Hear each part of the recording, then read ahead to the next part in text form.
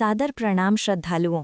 क्या आपने कभी गौर किया है कि कुछ घरों में लाख कोशिशों के बाद भी बरकत नहीं होती, जबकि कुछ घरों में हमेशा सुख शांति और समृद्धि बनी रहती है?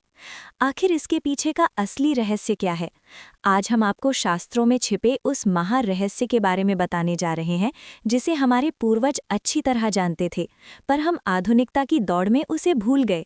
क्या आप जानते हैं कि संध्या के समय आपके घर के मुख्य द्वार पर जलाया गया एक छोटा सा मिट्टी का दीपक आपके पूरे भाग्य को पलटने की ताकत रखता है?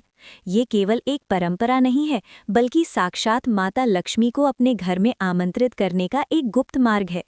आज की इस विशेष प्रस्तुति में हम आपको देवर्षि नारद और भगवान विष्णु के बीच हुए उस दिव्य संवाद की कथा सुनाएंगे, जिसमें स्वयं माता लक्ष्मी ने बताया है कि शाम के वक्त जलने वाला एक दिया कैसे आपके घर से दरिद्रता, बीमारी और वास्तु दोष को हमेशा के लिए खत्म कर देता है। अगर आप भी अपनी तंगहाली और घर की क्लेश से परेशान हैं, तो इस वीडियो को बिना स्किप किए अंत तक जरूर देखिएगा, क्योंकि आज आपको मिलने वाली है वो चाबी जो आपके जीवन में खुशहाली के द्वार खोल देगी। चलिए शुरू करते हैं आज की ये अद्भुत और कल्याणकारी कथा। प्राचीन काल की एक अत्यंत पावन और दिव्य कथा है, जब देवर्षि नारद मुनि तीनों लोकों का भ्रमण करते हुए और अपने मुख से निरंतर नारायण नारायण का मधुर जाप करते हुए वैकुंठ धाम पहुँचे, जहाँ का वातावरण अलौकिक सुगंध और प्रकाश से सराबोर था। वहां उन्होंने देखा कि जगत के पालनहार भगवान विष्णु शेषनाग की शैया पर विश्राम कर रहे हैं और साक्षात धन की देवी माता लक्ष्मी अत्यंत कोमल भाव से उनके चरणों की सेवा में लीन हैं। नारद जी ने उन दोनों के चरणों में बारंबार दंडवत प्रणाम किया और अत्यंत विनम्रतापूर्वक अपने मन में उठ रहे एक गूढ़ और कल्याणकारी प्रश्न को भगवान के सम्मुख रखा। नारद जी ने पूछा कि हे प्रभु, हे जगन्नाथ, मैंने पृथ्वीलोक पर भ्रमण करते समय एक अद्भुत दृश्य देखा है कि जैसे ही दिन ढलता है और रात्रि का आगमन होने वाला होता है, यानी संध्या काल में, घर की स्त्रियां बहुत ही भक्ति और अटूट श्रद्धा के साथ अपने मुख्य द्वार पर एक छोटा सा मिट्टी का दीपक जलाती हैं। आखिर इस नन्ही सी लौ में ऐसा कौन सा गुप्त रहस्य छिपा है जो मनुष्य के सोए हुए भाग्य को जगाने की और दरिद्रता को जड़ से मिटाने की शक्ति रखता है?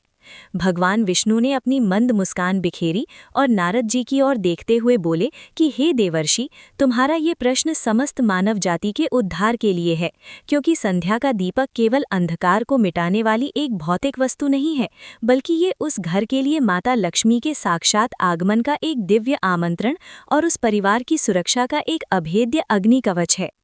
माता लक्ष्मी ने इस रहस्य की गहराई को समझाते हुए एक प्राचीन कथा सुनानी आरंभ की कि बहुत समय पहले धवलपुर नाम का एक अत्यंत वैभवशाली और समृद्ध राज्य था, जहां का हर कोना खुशहाली से महकता था, क्योंकि वहां के लोग शास्त्रों में बताए गए नियमों का पालन करते थे। लेकिन धीरे धीरे कलयुग के प्रभाव से लोगों ने संध्या वंदन और द्वार पर दीपक जलाने जैसी पवित्र परंपराओं को अंधविश्वास मानकर त्याग दिया, जिसके भयानक परिणाम स्वरूप उस पूरे राज्य में धीरे धीरे दरिद्रता, बीमारी, अशांति और आपसी कलेश का अंधकार फैलने लगा। उसी नगर में देवराज नाम का एक निर्धन ब्राह्मण अपनी पत्नी अनन्या के साथ रहता था। देवराज कभी बहुत संपन्न था, पर अब उसका व्यापार पूरी तरह नष्ट हो चुका था। वह कर्ज के दलदल में डूब चुका था और घर की स्थिति इतनी दयनीय थी कि 2 वक्त की रोटी का प्रबंध करना भी पहाड़ जैसा कठिन काम था। घर में हर समय झगड़े होते थे और बच्चों के चेहरे से मुस्कान गायब हो चुकी थी। एक शाम जब सूरज पहाड़ियों के पीछे छिप रहा था और चारों ओर धुंधलापन छाने लगा था, तभी उनके द्वार पर एक अत्यंत वृद्ध और तेजस्वी महिला आई, जिनके चेहरे पर अलौकिक तेज था। अनन्या ने अपनी विपन्नता को भूलकर उस वृद्धा का पूरे सम्मान के साथ स्वागत किया, उन्हें पुराना आसन दिया और अपने हिस्से का जल पिलाया। उस वृद्ध महिला ने घर की भारी और नकारात्मक ऊर्जा को तुरंत पहचान लिया और अनन्या की आंखों में झांकते हुए पूछा कि हे पुत्री, क्या तुम्हारे इस घर की देहली पर संध्या के समय प्रकाश होता है? अनन्या ने आंखों में आंसू भरकर कहा कि हे माता, हमारे पास तो दीपक में डालने के लिए तेल की एक बूंद तक नहीं है, तो हम उजाला कैसे करें? तब उस वृद्धा ने अत्यंत गंभीर और करुणामयी स्वर में कहा कि बेटी, याद रखना, भाग्य के भरोसे हाथ पर हाथ धरकर बैठने से भाग्य नहीं बदलता, बल्कि अपने आचरण को शुद्ध करने से नियति बदलती है। जब तुम संध्या के समय अपने द्वार पर एक दीपक जलाती हो तो वह अग्नि केवल तेल नहीं जलाती, बल्कि तुम्हारे घर के भीतर के वास्तु दोष, नकारात्मकता और दरिद्रता को जलाकर भस्म कर देती है। दीपक की वह स्थिर लौ ब्रह्मांड की सकारात्मक शक्तियों को तुम्हारे घर की ओर आकर्षित करने वाला एक चुंबक है। वह ज्योति तुम्हारे मन के बंद द्वारों को खोलती है, जिससे मनुष्य कठिन समय में भी सही और सटीक निर्णय लेने की शक्ति प्राप्त करता है। अनन्या ने उस वृद्ध महिला के वचनों को अपने हृदय में उतार लिया और अगले ही दिन से उसने कहीं से भी प्रबंध करके मिट्टी का एक साफ सुथरा दीपक लिया और मुख्य द्वार को स्वच्छ करके वहां शुद्ध घी की ज्योत जगाई। जैसे जैसे दिन बीतने लगे, देवराज के जीवन में ऐसे चमत्कार होने लगे जिसकी उन्होंने कल्पना भी नहीं की थी। उनका रुका हुआ व्यापार अचानक से चलने लगा, पुराने कर्जदारों ने खुद आकर धन लौटाया और सबसे सुखद परिवर्तन ये हुआ कि घर का मानसिक क्लेश पूरी तरह शांत हो गया और पति पत्नी के बीच अटूट प्रेम और विश्वास स्थापित हो गया। कुछ समय बाद वही वृद्ध महिला पुनः उनके द्वार पर आई और इस बार उन्होंने अपना वास्तविक चतुर्भुज रूप प्रकट किया।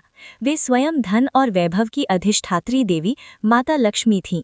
उन्होंने वरदान देते हुए कहा कि जो घर संध्या बेला में द्वार पर दीपक जलाकर मेरा मार्ग प्रशस्त करता है, मैं उस घर में अपनी चंचलता को त्याग कर स्थिर रूप से निवास करती हूँ।